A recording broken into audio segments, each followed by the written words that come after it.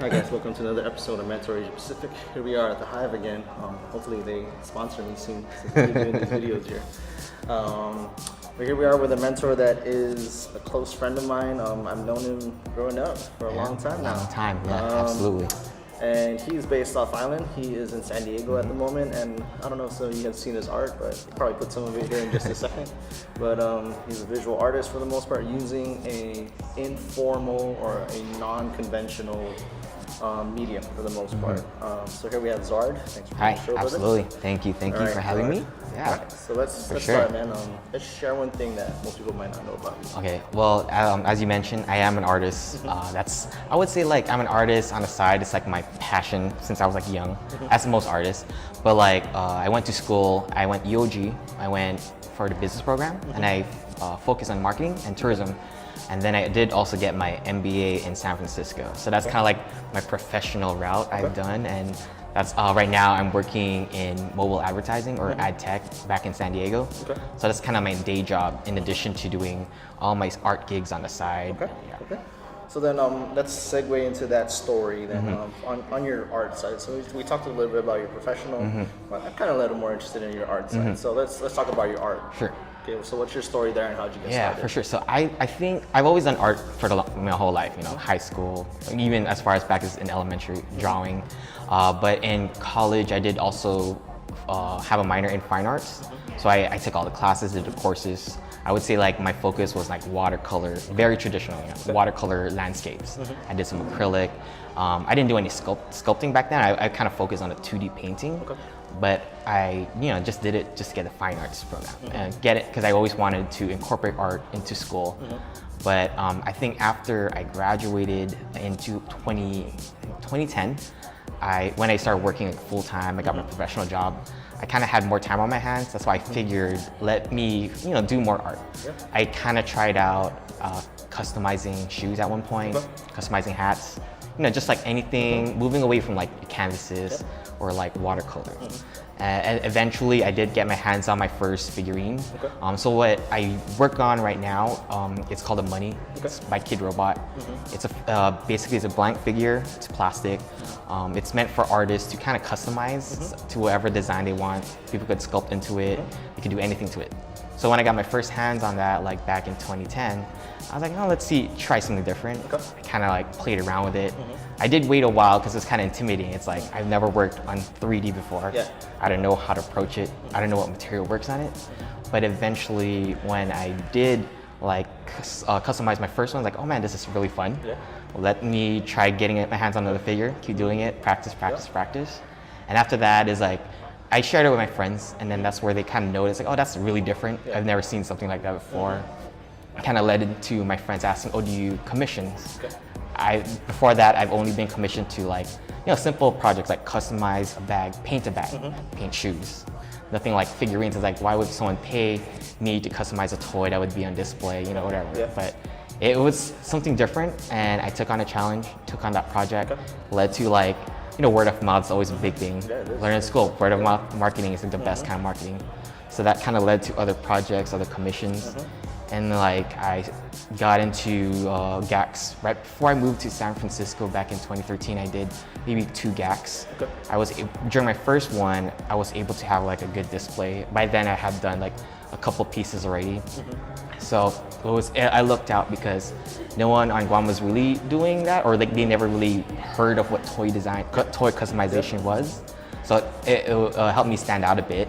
And after that, landed more projects, more commissions, and then fast forward to now, I've been doing it for I think, is that 8 years now?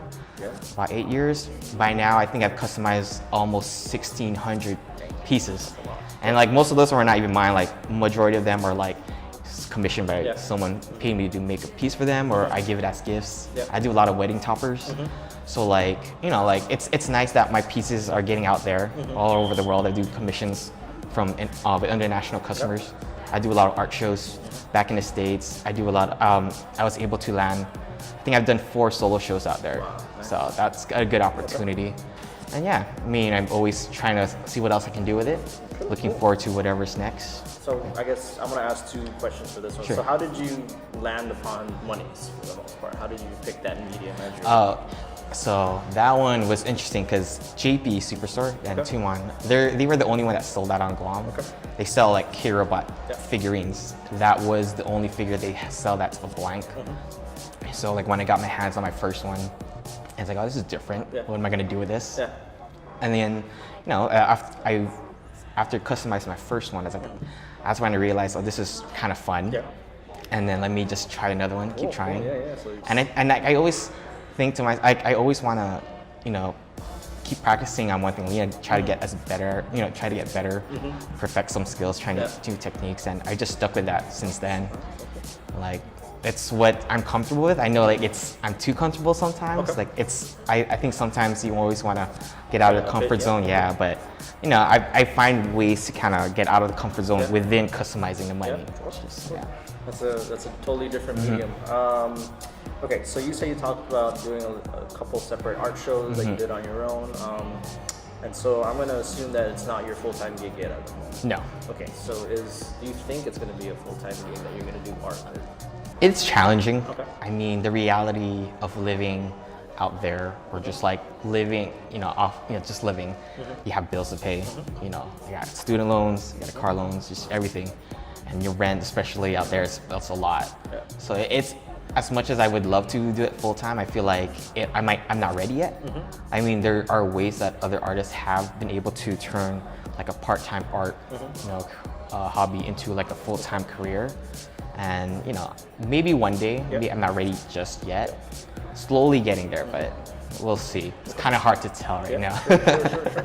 Okay, so you talk about a little bit of the struggles, kind of like the daily struggles that most of us have, to pay rent, put food on the table, pay your loans off.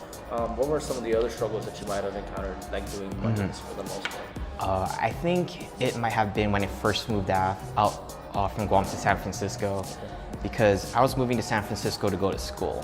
So my first year, I was going to school full time. So I knew it's expensive living there and I had to work. But with my schedule at school, I couldn't work. Like I wasn't even able to get a part-time job within my first year. The good thing about the doing Munnys or art on the side is that that's income. So as much as possible, like I try to get some commissions going. I get as much as I can because that helps alleviate any of the expenses. I mean, I had student loans to help me out. I saved up before that, but it was just hard having to kind of do that just for at least within the first year before the second year comes and I was able to get my part-time job. But yeah, within that first year was the hardest. And at the same time, focusing on balancing school, balancing the art, I was trying to, I wanted to go out there to see some opportunities. So, and that meant me, going out to do shows, pop-up markets, anywhere I could kind of get a lot of exposure, possibly get more clients, new customers, get my, my figures out there.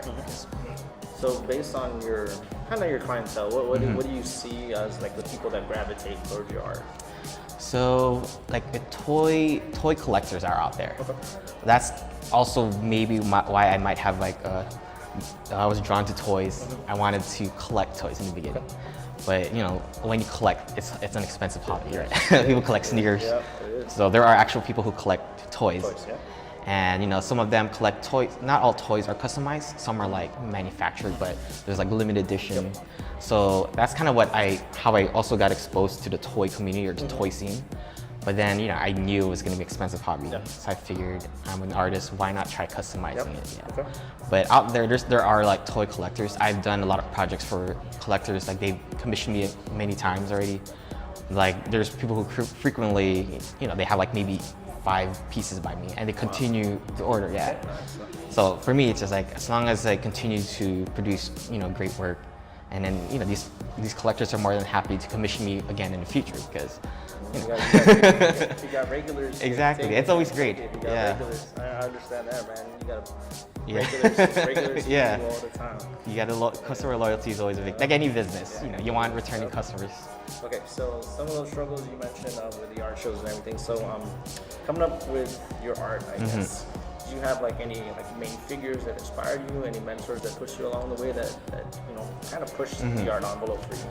Absolutely. I mean, like in general, like just how I am, how be taking all these risks throughout the years. I always like look at my parents because, like most of us, our parents, they work hard, to come to America or like to Guam from the Philippines. We're all in similar situations, and we kind of see how much, hard work you put into it, it pays off in the end.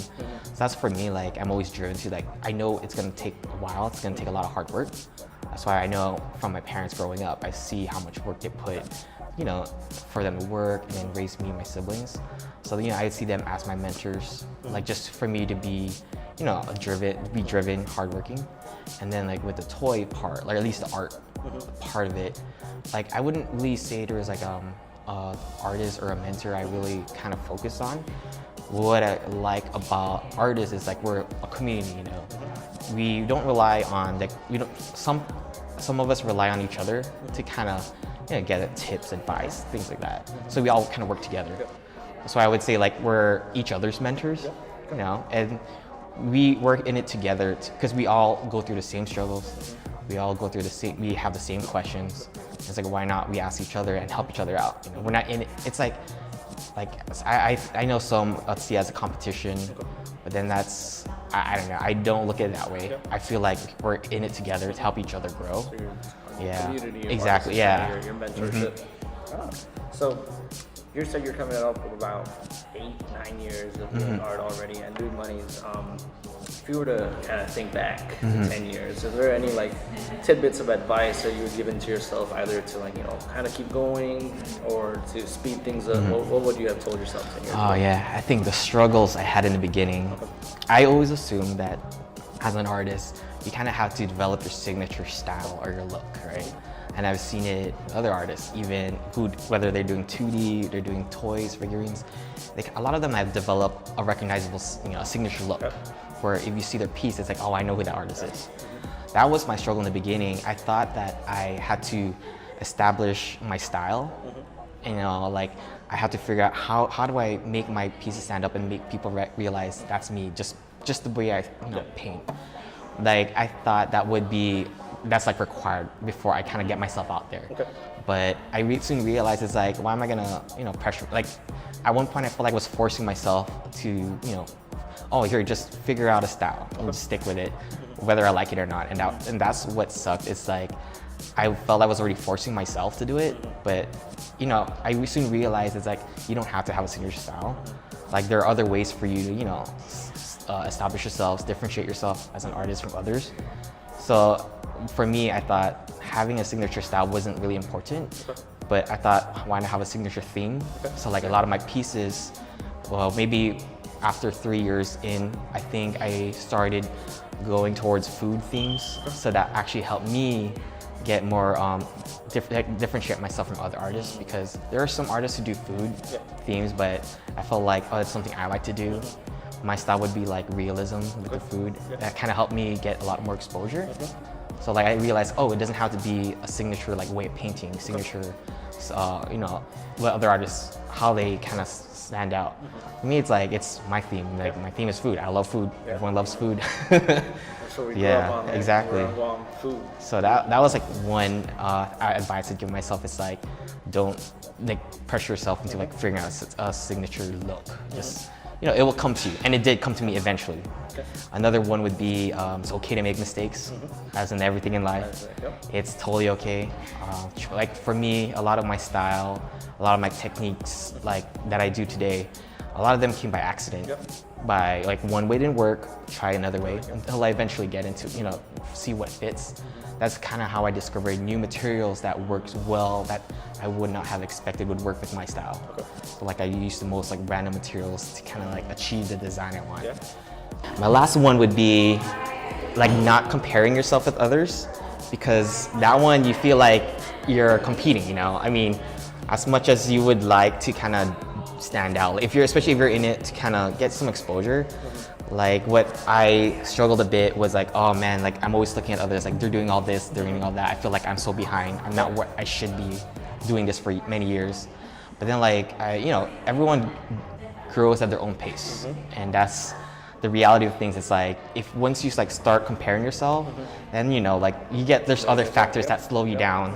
It affects what you do, affects your style, maybe your quality, because you're comparing yourself side to side with all these other artists who probably been in the game for like way longer than you are.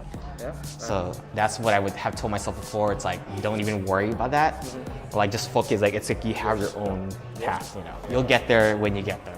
Yeah, I'm in the same mode right now. I look at other like people that are interviewing. Exactly. Like, should I do that? Just do what you're doing.